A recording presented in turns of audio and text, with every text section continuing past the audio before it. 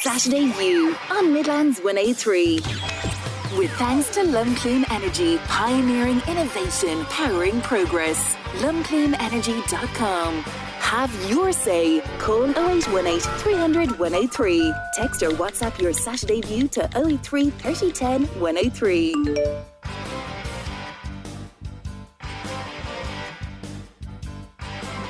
Hello and a very good morning, Ronan Berry here. Time for you to have your Saturday View. And what else can I say but may the 4th be with you. Yes, the 4th of May already, bank holiday weekend, but lots happening over the past number of days and lots to update you on this morning's show, including why lots of local people are taking their kit off and getting photographed doing so, and doing so in public on a stage as well. So find out about a little bit later on what is behind that and the fantastic initiative behind it too.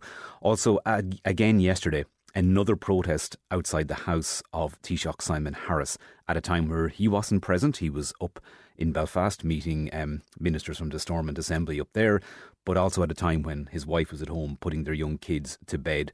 Completely out of order, largely and widely condemned by pretty much everybody across the political spectrum, and rightly so, and it's a bridge too far. But what are we going to do to try and stop that and prevent it?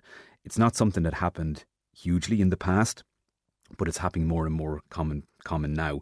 And it's not the first time Simon Harris's house has been the target of a protest, and many other TDs now are added to that list of having their homes used as a place to stage a protest.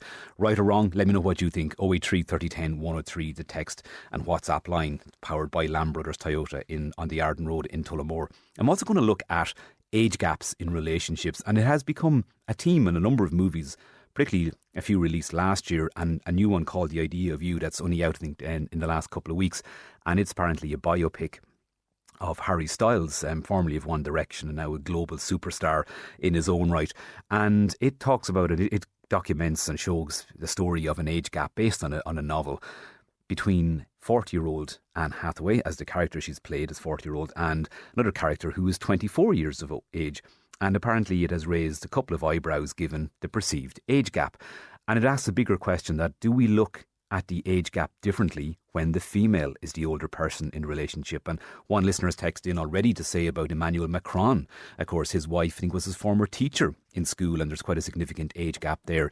But it does, and you can probably have numerous examples of this. If the woman is older, she can often be perceived as a cougar. There can be something else, intimated at. There's underlying things. Maybe why was an older woman going for a younger man? But if it's turned the other way around, nobody bats an eyelid apparently, and the man is just called a man, and it's almost seen as a high five moment and something to do. Now, other movies released last year kind of paint age gaps slightly differently. Some movies are talking about age gaps where, in particular, maybe one person relationship is quite young, or indeed very young when they first met the other partner, and that different issue entirely opens up whole reams of stories around grooming and what's right, what's wrong, legalities, and how we protect our children. Particularly, again, so much lately we hear of how we need to protect children with mobile phones. I know as a parent of a child who is getting close to confirmation age, I hear so many parents talking about the dreaded confirmation, because that's when now most kids expect to get their very first mobile phone. Lots have them already. Recent research says that 5-6-year-olds, quite a few of them, like 20-25%, have mobile phones already. But for a lot of kids, at present, confirmation is seen as that kind of milestone. And I think majority of parents absolutely dread that situation, because it's almost like you really are letting them out loose into a world that you can't control. And even as best you try to control it, it's difficult to do so. So, coming back to that thing around age gaps then, in movies. Why do we do that? Why is the woman always classed and given titles if she's seen to be a lot older than the male person in the relationship as well? Let me know if you are in a relationship in an age gap like that. Let us know. Tell us how you met. Tell us how long you're together, and what that age gap is, and we'll give you a shout out on air too. So lots to get through this morning, but going to start on a very serious issue, and it is something that you have been texting in your droves for as long as I can remember on this radio station. It keeps popping its head up. It's been covered by many politicians, by many of you with your own personal stories, and by and it's been featured in so many pieces of research, in reports, on national media, local media as well. And it's down to what's been described by Brian Stanley, Sinn Féin TD for Laois and Offaly, as a shockingly low number of GPs in relation to the population of Laois and Offaly. And he made this point in Taoiseach Simon Harris recently. And I must point out, in Dáil Éireann, as he's supposed to, not outside his house. But very good morning, Brian. Good morning, Ronan, and good morning to your listeners. Brian, can you take us through some of these numbers? You have kind of stats and kind of what the recommended number of GPs per head of population is and versus what the current situation is in Laois and Offaly. Well, look, a lot of people across, particularly Laois and Offaly, will be familiar with this because to come face to face with it in terms of trying to access GP practice, trying to get an appointment with your doctor, and indeed some people don't, have difficulty even getting signed up in a practice. And that goes for private patients and public patients, people who are medical card holders. The HSE will connect them up with a GP. People who don't have a medical card, it becomes extremely difficult for them. And an awful lot of, unfortunately, an awful lot of working families, people caught in the middle category, don't have a medical card. But which or whether, it's affecting everybody. And there's a recommendation generally across the developed world of around 1,000 per head of 1,000 population per each GP. So in other words, it should be a GP for every 1,000 people. So if you think about your own town or village or whatever, and think of the catchment area around it, and so the larger towns, obviously, you would need multiples of that because of the expanding population. But what you have a situation in Offaly that where we only have a GP per every 2,683 people, according to the HSE, and in Laois, 2,483 people per GP. So, it's clear that we have 2.5 times the number of people per GP that we should have. And that manifests itself when people, as I said, go to sign up to a GP practice. The GP practice is the front line. And it feeds into another thing as well, Ronan, in this country that, if you go to other European countries and other developed countries across the world, from what we can figure out, and we can see it in our closest neighbours in Europe, Northern Europe, is that the GP practice, the primary care services, is where most health services are provided. What happens here? People be it in Tullamore, be it in Portlaoise, be it in Mountmellick, Rathdowney, wherever else, they can't get into a GP practice. They're waiting for weeks or whatever to get an appointment. So what do? Their illness increases, and they finish up in the accident and emergency unit of Portlaoise or Tullamore Hospital. And this in turn is clogging up the hospitals. Constituents say to me that they need to see a doctor, and the only way they could actually get to see one is to go up and sit in an emergency department in either of the two main hospitals here in Laois and Offaly, neither Portlaoise or Tullamore. And that's creating its own set of problems. And on top of that as well, what compounds it is that the range of services in GP practices, where there's some changes in that, we don't have those big primary care centres that we need. I mean, Portlaoise is without one. I've raised it. I know our local candidates and local councillors are raising, Sinn Féin councillors are raising the need for a primary care centre. And we need to, so there's a number of other services should be provided there, such as dental, such as physiotherapy, occupational therapy, nursing services. There's a whole range of services that can be provided in the community without ever getting people into an acute hospital, where it's far more expensive, creates all sorts of difficulties. The difficulties in our A&E units across the country is well rehearsed, and yourselves and other media outlets cover it very well. But we have to try and break that. One of the ways, sure, there's a capacity issue in the hospitals themselves, and we need to increase capacity. And University of Limerick Hospital is a case in point. But it's a problem in all hospitals. But we also need to actually prevent a situation where people have to go to the hospital to get basic medical treatment.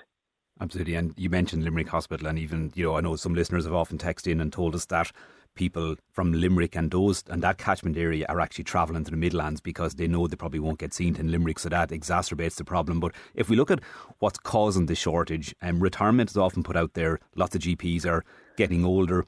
Are we not getting the flow of graduates from college to take these positions? What's the primary factors? Undoubtedly, immigration and emigration play a role. So emigration in terms of are Irish GPs going further afield for better terms and conditions and a better lifestyle? Or is immigration actually causing a problem? Or is it just one of these handy sticks to kind of beat people with as well? Well, on a positive note, the HSE recruited a number of doctors in South Africa last year. A number of GPs were encouraged to come in, and indeed in County Laois, Abbelig's certainly got one of them, and other practices around the Laois Offaly will see some of those will have presented there as well and are now providing services, and that's no bad thing. That's a good thing. That's a short-term measure.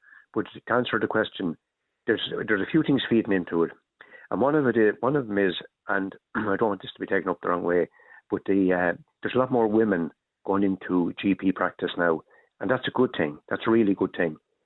But women, as we know, often have home responsibilities, and they're not. If you're running a GP practice, you're running a business.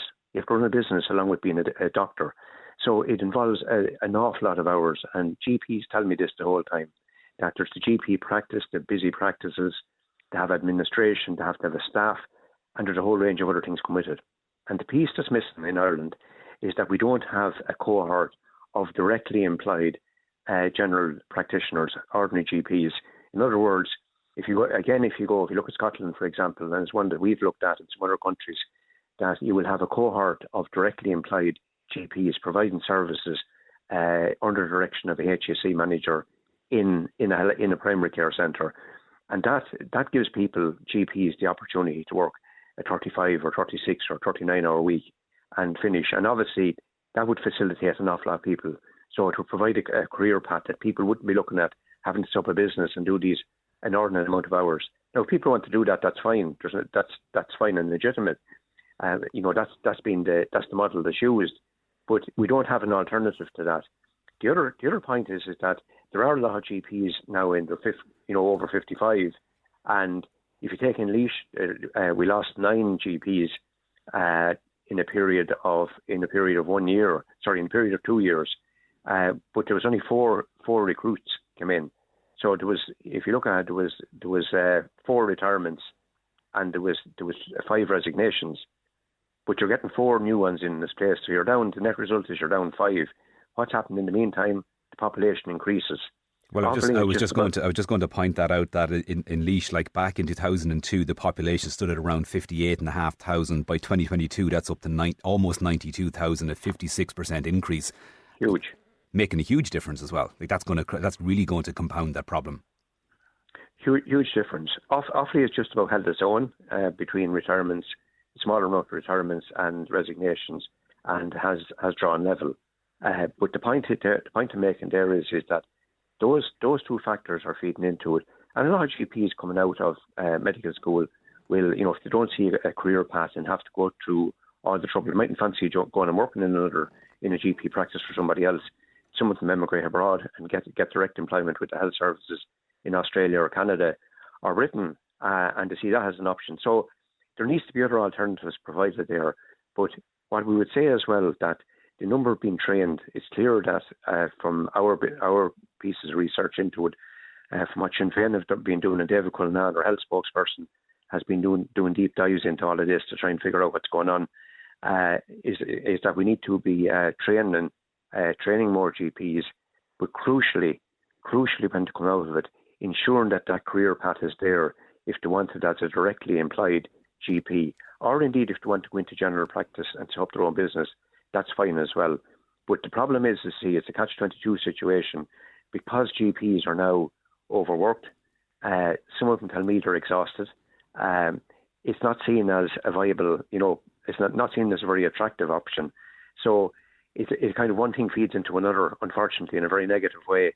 Whereas if the services were better staffed, people would say, well, there's a better quality of life there. The hours will not be as long. It won't be as draining, because it is a very tough enough of a job.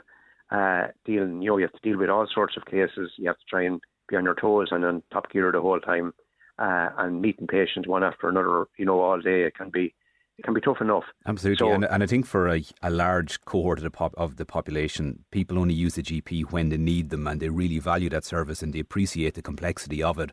But it can be very frustrating, you say, if you're waiting a couple of weeks. I'm going to put just kind of two listener questions to you, Brian. One person, this maybe adds another angle on some of the scale of the issue, but a texter who's remained anonymous says, "Hi Ronan, I'm listening to your show and my son is currently studying medicine, but the cost is ridiculous and we get no help. We just missed the Susie grant and there is no wiggle room with them." Said now the money is running out and we think he won't be able to go past year 4. Can Brian help with this, because he's a fabulous potential doctor who was crippled with fees and rent and non-paying placements? Another listener has said that we need to be talking to Minister Stephen Donnelly, the Minister for Health, and not Brian Stanley. What can he do about it? So I suppose put those questions together. We're in a year of elections. What can Sinn Féin do to change this situation? Well, the first thing we can do is highlight. The other thing we can do is put forward alternative options. And your listener's correct about that. We're not in government, right? And of course that's the case. But like, we've managed to change some things without being in government, such as getting the government to bring in rent tax relief for renters, which they said couldn't be done. They brought in mortgage interest relief for those who were paying excessive mortgages. They said that couldn't be done. So, Sinn Féin have been able to get the government to do certain things. But I do take the point the listeners are making, and they're correct in that regard. We're not in government. But what we are doing is that, first of all, we're examining the problem, finding out how it can be solved, putting forward alternatives and pushing them hard. And that means getting public support, because Sinn Féin on their own won't do it. The Irish public need to start demanding that we get a proper public health system in place. The good news is that under Sláinte Care, which we were instrumental in pushing for, which is a plan for a new health service in Ireland, new public system, that started in 2017. It has been moving too slow. To be honest, it was held up somewhat by COVID, but also it hasn't been given the political impetus that it needs. But progress has been made on that, to extend medical card cover across the population, to get some of the things that I've spoken about to you in the last 10 or 15 minutes in place. Sláinte Care will address a lot of that. What we need to do is to get our foot on the accelerator, and we need to give that priority. But the issue of fees there, one of your listeners phoned in with or texted in with a very interesting question. There is a problem in relation to fees for medical school, trying to keep students at college. The rents are exorbitant, and that's the reason we need rent controls. We have brought forward legislation on that a number of times. It has been rejected, snapped back by Fianna Fáil and Fine Gael. That's fine. They have their take on it. We have our take on it. But we need to actually solve the crisis in the private rented sector, and that's another area, a whole area that I can go into if you want to. But the basic point there is that we need affordable accommodation for students near the campuses where they're going to college. There's a start being made on that now. There are some building projects promised at some of the various universities and colleges around the country. But again, we need to move. We need to move apace with that, and we need to start getting them in place. That's absolutely. The accommodation piece. Yeah. The accommodation piece, Ronan, is actually one of the most expensive pieces, and we do need to look at how we can ease the fees as well. For the I think that would be a question, because true. I think everybody listening knows, when you mention Sláinte Care and maybe we can put aside COVID and say, right, the focus had to be slightly different. But again, people are probably hearing of this new health system that's coming and coming and coming and never coming. I think the same applies to accommodation. I'd say for that listener, it's too far down the line. I'm not laying that blame with yourself, so it's urgent action that's needed. One of the things that would help is like we put this forward 5-6 years ago. The idea of having a rent freeze and trying to control rents, which can be done, but that can be done this year. That's something that can be done now. That's something that can be done in the next month if there was political will there to do it. I mean, we bailed out the banks overnight. I remember being in the Dáil till 5 o'clock one morning, because we were there to bail out the banks, which I voted against at the time. But the point I'm making is that so a whole lot of things can be done on an emergency basis. We have a crisis here in GP services. To address this, we need to get on top of it. And time isn't on our side because of the increasing population and the aging profile of a lot of GPs. We're putting forward a couple of practical proposals. We know there's no quick fix.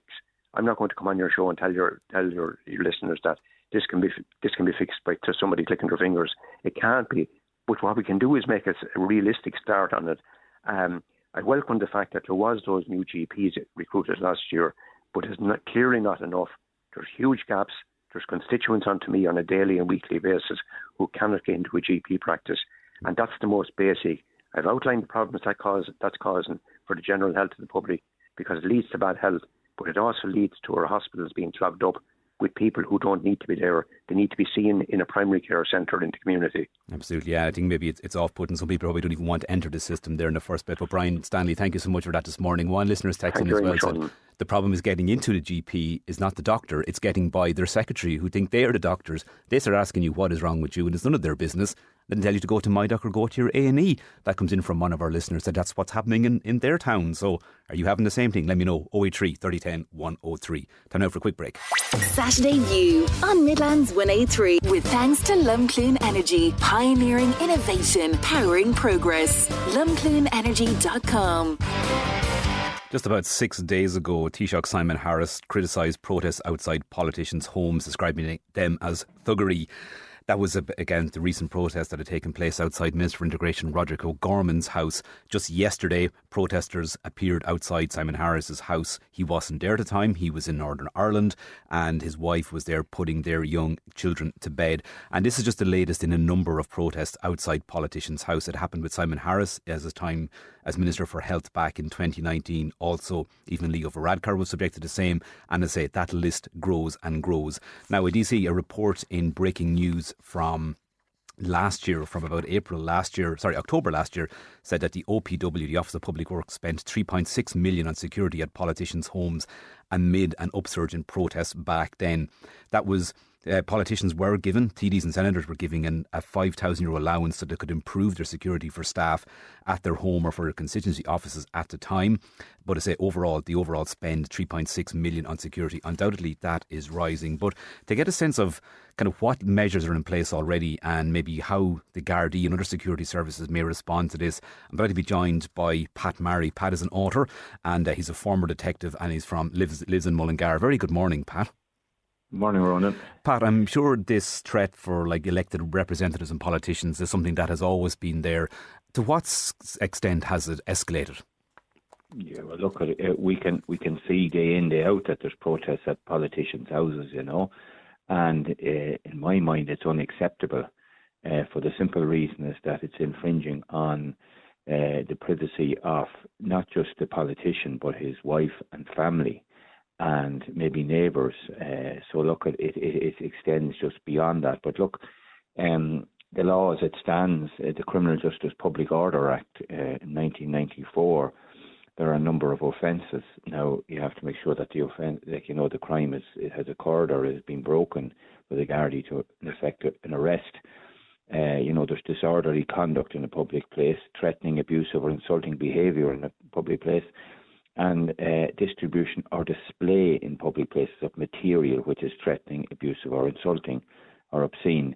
Now, I know, I think it was in Simon Harris's house, they hung, posters or stuff on the gates and stuff like that, and also, if you have people in balaclavas, it is threatening. So I think that the threshold for these offences would have been reached and arrests could and should have been made, But look, in the overall context, in my opinion, there should be a specific offence for protesting outside, not just a politician's house, but anybody's house that's going to cause upset, a violation of their peace or willfully obstruct their passage and that, So I've highlighted there some of the spending in 2023 was reckoned about 3.6 million spent by the OPW on security for these senators.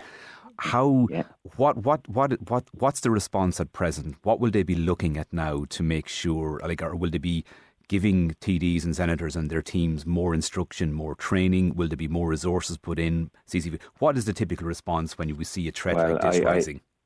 I think myself, the government will have to make an amendment to the Criminal Justice Public Order Act to put in a provision that it is a crime to protest outside the homes of politicians or indeed anybody that causes upset, or threats or, upsets the person's peace, and I think once that is in place, the Gardaí are quite obliged then to come along and arrest people and bring them off, where this, as it stands at the moment, there is a bit of toing and froing to see if they have actually breached the law, So look, I think that's what's the first thing needs to be done, and I think it's really like Simon Harris, like anybody else, has his day's work done. He likes to go home and put on his slippers, I'm sure, and put his feet up and watch the telly, or have a glass of wine or whatever, or play with his kids and, tuck them into bed, and he doesn't want to be listening to rants and shouting outside his gate, and you know what I mean, which is uncalled for, really, he's only a wet week in the job, and just give the man a chance, and it's not nice behaviour by people, Do we kind of console ourselves thinking, this is Ireland, nothing bad will happen, that these are just people protesting? Because if we only have to look, we're only weeks away from the 8th anniversary of the murder, the assassination of Joe Cox, the British Labour Party, who was killed by a 52-year-old Thomas Alexander Mayer. Again, his issue there was he was a white supremacist, and he was he had links with Nazism and far right movements.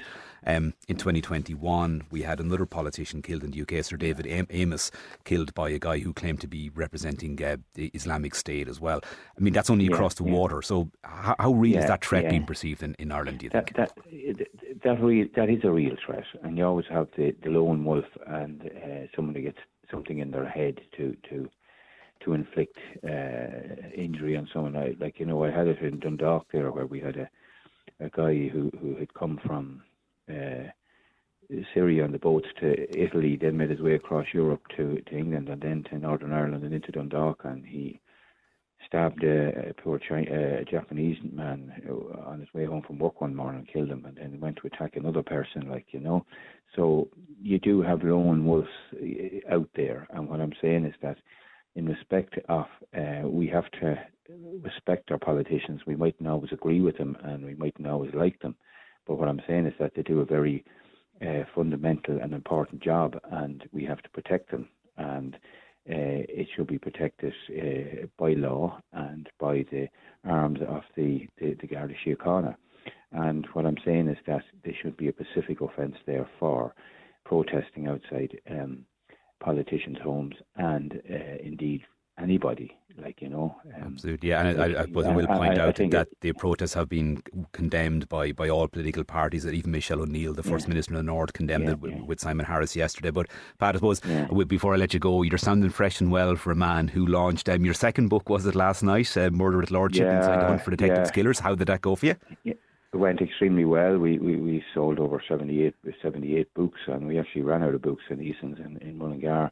And Fionn Sheehan launched the book for us, and myself and Robin Schiller wrote the book. It's called Murder at Lordship, Inside the Hunt for a Detective's Killer, and it depicts the terrible murder of Adrian Donoghue and how the Gardaí pursued the killers to get them to justice. And it took us all around the world, but we got there at the end of the day.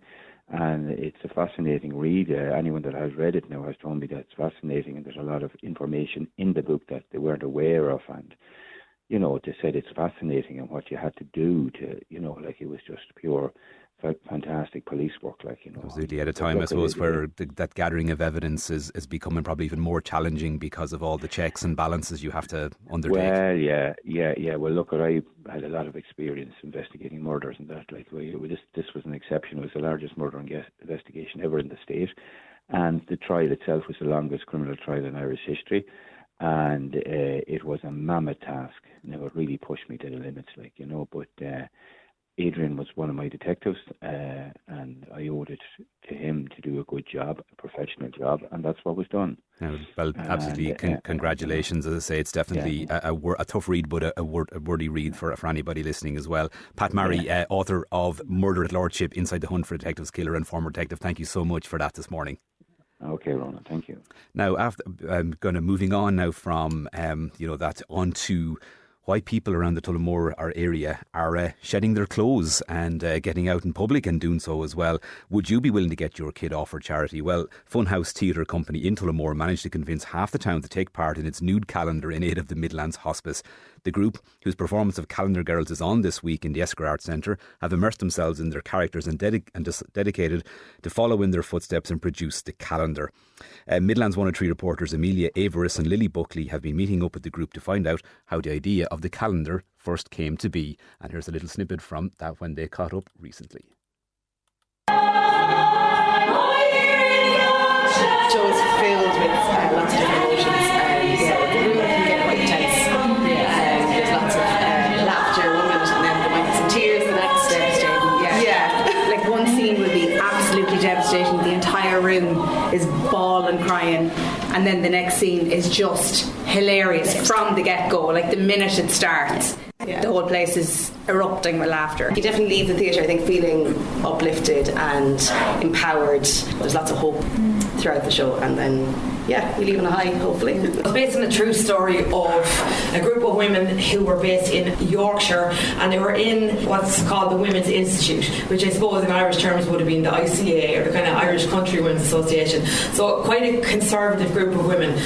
And they would have done activities every week, like crafting and jam making and traditional things like that. So every year they used to bring out a calendar, and the calendar every year was kind of, as they say in the show, of local churches, or so the quite conservative things. So one of the women, her husband got leukemia, and they used to go and visit him in this hospital, and the idea is that they were going to raise money to buy a more comfortable sofa for the relatives' room in this hospital. And the idea is that they came up with that they would do a nude calendar. It would be of them doing all the stuff that they traditionally do, so the knitting and the jam making and all that, but nude. Now, I suppose it's kind of a bit tongue-in-cheek. Like everything is kind of covered by a prop, if you like. So they did more than buy a sofa. They raised, at one point, the figure was over £6 million sterling, and it became like a national success. I mean, that's exactly why we went on to do the calendar, because it just fits so well with the show, the theme of the show, and it's why we approached the hospice in the first place, because we are in the process of, hopefully very shortly, breaking ground on the new Midlands Regional Hospice here in Tullamore. So the timing of it was just perfect, really. So they were really happy to come on board with us. We had a grand total of about €10 between us. And we said, sure, look, I reckon we should know better, because we know that shows cost, amateur shows, people probably don't know this, but amateur musicals could cost 60,000 upwards, 80,000, 100,000, depending on the society within the country. So we've done a lot of fundraising linked to the hospice. The new hospice will serve the counties of Laois, Offaly, Westmeath and Longford. And we have cast members from all of them regions in the show. So the calendar, whose idea was it to be like, let's go the whole way and immerse ourselves in our characters? I think we sat around Jay's kitchen table one Saturday morning for several hours and thrown ideas out as to what we were going to do, and then the final what is going to be put on sale is a product of that brainstorm session, really. Last year I had a cousin that was very similar age to me that died. He had a very aggressive sarcoma, but he was from Longford, and he's a fireman in Longford, but he passed in Vincent's University Hospital in Dublin. But he had a wife at home, and he had a 2-year-old child. He could never get back from Vincent's because the service wasn't available here. Right. So for, I think it was 11 weeks, his wife was on a recliner like beside his bed, and he never got to go home again, you know. So in that respect, like, that's how badly needed the service is in this region. That's, you know, for cases like that. So that's kind of part of, like, we're all knowing things like that. So a compelling reason why you could support Calendar Girls there by Funhouse Theatre Company in Tullamore. It's taking place in Esker Arts Centre, has been running during the week, and it's on this weekend also. Hearing great reports, a fantastic show, but keep an eye out for that Calendar Girls, for the actual calendar too. Lots of local business people and community people, pillars of the community. You'll see them like you have never seen them before in that calendar, all of course going to great causes too. Congrats to everybody involved. The listener who texted in to ask Brian Stanley about the crippling costs of having their son go through medical school has come back and said that, hi Ronan, I hear what Brian is saying, but again, €110 per month rent in Dublin for my son. When they send him on placement to Galway, Waterford and Limerick, he still has to pay the Dublin rent and pay extra rent on placement with no allowances for that as well. It really is just showing you how difficult it can be to get somebody through college. And bear in mind, that listener, they're just short of qualifying for the Susie grant. And medical college is, from what I can gather, not that cheap at all. So again, is that discouraging people from going to study in medicine in the first instance as well? And surely we can make some exemptions. We can change the rules. We can get more young people educated. We've probably one of the highest standards of education globally. Surely we can do something out there. But thank you for your text as well. Loads of texting in saying protest at Politicians' House is wrong. But a common theme in it all is lots of you are saying that people are not being listened to. Now you're suggesting that going outside a politician's house is probably a step too far. But some are suggesting, well, what else can you do? And you're not, I know you're not part of those protests, but what else can people do in order to have their voices heard? Well, how about next Saturday morning, 10 o'clock? Get your voice on Midlands 103 here. Tell me what the politicians are not hearing from the people of the Midlands. Let's put it all together and let's see, can we get some action on that? It's a year of elections. Now is the time for you to use your vote. Never mind, don't be protesting outside people's houses. It's time to use our votes. Let me know what you want your politicians to hear, and let's work together on that and put something out there and see what the response is. Time for you to take a quick break. After that, age gaps in relationships. Why is it different if the woman's older than if the man is older? Talk to you very, very shortly. Saturday View on Midlands 103 with thanks to Lumcloon Energy, pioneering innovation, powering progress. lumcloonenergy.com. Listeners texting to say if they can change laws that quickly, this in relation to protests at the politician's house, just because it's on their doorstep now, why don't they sort out the scooter rules on our Road Traffic Act? I'm not against them. Diesel took again a hit last week due to carbon tax. So listeners saying, well, if we can change the rules in the law very quickly for carbon tax, yet we can't legislate for e-scooters or scooters on the road, how can it be done so quickly? Well, yeah, interesting point. Is that because on the doorstep? Well, these are all complex issues sometimes and very different. But again, I'd love to hear your opinion on that. 083 30 10 103. A couple of minutes left there to get your view in. But to finish up today, I want to introduce you to a film called The Idea of You. And if you watched a couple of minutes of trailer, that's widely available online there. It's about Anne Hathaway playing a character who meets a young musician at the Coachella Festival in the US. And at one point, it's clear that there's obviously a spark between them and things are going to move into more kind of the romantic realm. And she makes the comment that, but I'm too old for you. In the movie, Anne Hathaway plays a 40-year-old woman. The musician in question is a 24-year-old. Not really a groundbreaking age gap. I mean, if we think of Emmanuel Macron and his wife Brigitte, his former teacher, she's now 71, he's 46. So we often see quite large age gaps in very healthy relationships. But why do we look at them slightly different? And often if it's the female that's older and words like cougar get bandied about, whereas if the roles are reversed, people almost celebrate the man and it's just seen as being a normal man and doing what men like to do, or so led to believe. To look more into the kind of psychology behind this, I'm delighted to be joined by Rory Hafford, a psychotherapist and author living in Four in Westmeath. Very good morning, Rory. Hey Ron, how are you? Rory, take us through this one quickly. Do we look at this a little bit differently when the woman is older, and why do we do so? Yeah, I mean that's the stereotypical view. Okay, so and it's, to my mind, there's very little thought goes into it.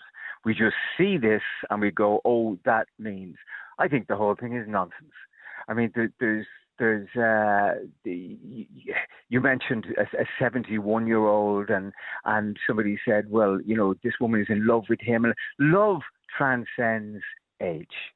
Age is just the number. If you love somebody, you love them. If you're attracted to them, you're attracted to them. But the big thing for me is that all throughout my life anyway, women have fought tooth and nail to elevate the way they are viewed in the world. And that is the way it should be.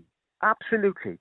And now there's not only parity between men and women in many areas, they've actually taken over men. And bravo, I say, let that continue. But this thing knocks me sideways. Why should an older woman be frowned at for having a relationship with a younger man? It's not. Some of my friends have actually gone out with older women and had a ball of a time. A whale of a time. And there's many benefits when you get older as a woman. Women are less, they're freer, they're happier, they are less consumed with the female neuroses of how they look or their body or being looked at as objects in a sexual way. All that stuff is kind of gone, and now they are free to express themselves. So there is a freedom there, and certainly my mates who have gone out with older women loved it, absolutely had a ball, and couldn't be less interested in what people think. But again, Ronan, from a psychological point of view, and we discussed this at length on Will's program, there is a thing called an outside locus of control, whereby you care passionately about what people think about what you're doing. It's rubbish. Nobody really cares. Nobody cares. Firstly, you can't please everybody. And secondly, people have a right to look at things their own way, but not to tell you if you're doing something right or wrong. So you're empowering people outside yourself to make you feel one way or another about yourself. And this issue falls psychologically directly into this. Yeah. But what about the poor man in this, maybe, who's in his 40s now, and now he realises not only are women of his own age not interested in him, now they're all looking at women 20 years younger than him. Like, surely the poor man in this is going to suffer. Good. This whole issue is raised to be looked at from the woman's point of view, and I am happy to do that. I don't think in relation to issues of love and sex and dating that you can call men poor. Oh, the poor fella. Do you know what I mean? And in relation to this is a broad spectrum look at labelling women for dating a younger man. Throw it out. Throw the whole thing out. It's nonsense. It's ridiculous. Absolutely. It empowers women. Women are empowered by this. But I'll tell you, I can't wait to see that movie. Yeah, but that's what I was shocked. Sinead Hubble sent me on some notes yesterday, and I was like, right, okay, who's playing the character? Okay, Anne Hathaway, she's not exactly old, 40. And I was like, here, come on, folks. That's not an age gap. Yeah. Well, even if it were on, Anne Hathaway is a cracking looking woman. My God, she's beautiful beyond measure. I wouldn't look at Anne Hathaway and go, oh, what age is she? I'd look at her and go, what an amazingly beautiful woman. Absolutely, yeah. No, and I suppose that's it. It's meant to be this kind of biopic or a fan biopic of Harry Styles and Joan. But again, but it is a constant theme we see across movies, across literature, even across TV series as well. That once it is, if the shoe's on the other foot, we don't even ask that question. We just see it as that's actually nearly the expectation. Dare I say, if you have a man who's deemed to be successful, he's got money, he's got a good career, he therefore the ultimate thing is to have a younger wife or partner. I mean, it's there everywhere in mainstream stuff. Yeah, but Roland, times have changed and changed radically. It's now not the domain of men to be rich and successful and powerful. More and more women are coming on stream, and I've worked under the guidance of a few women in my career, powerful women, like the famous Terry Prone, for instance. Terry Prone is an amazingly driven, intelligent, solid human being. My God, she's incredible. So now women are getting to that level where they are rich and they are powerful and they are the decision makers. But the way the whole thing is viewed and it's fed up to you causes me to stop a little, because the stereotypical view is that if an older man gets a younger woman, fair play to him. Isn't he amazing? He's a hero. And I think you said in your introduction to this, quoting from somebody else, that if an older woman gets a younger man, eyebrows are raised. Absolutely, are you kidding me? Yeah, and in some ways, again, and I know this is the highlight from women, but it's almost like it could put even more pressure on some men to think that's the level they need to be at, as you say, rather than just going with what was right for you and good in a relationship as well. What I will say, because time is almost up, Rory, if you watch the last Bond movie, it is an eminently better movie because there's more female agents and proper female characters in it. It's way better than some of that muck that came out in the 80s with... You know whoever anyway. Listen, Rory, I have to let you go. Thank you so much as always for that. Another interesting one. We'll talk to you again soon. And I'll talk to you soon again. That's it from Saturday View for today. Thank you for all your texts. Lots more to get through. And you know what? If you want to make your politicians hear what you want to hear, let us know between now and next Saturday. Come on, we'll get that word out there. Thanks to Nelly and Sinead Hubble. Lorraine is here next with Feel Good Saturday. Saturday View, with thanks to Lumcloon Energy, pioneering innovation, powering progress. LumcloonEnergy.com. Midlands 103.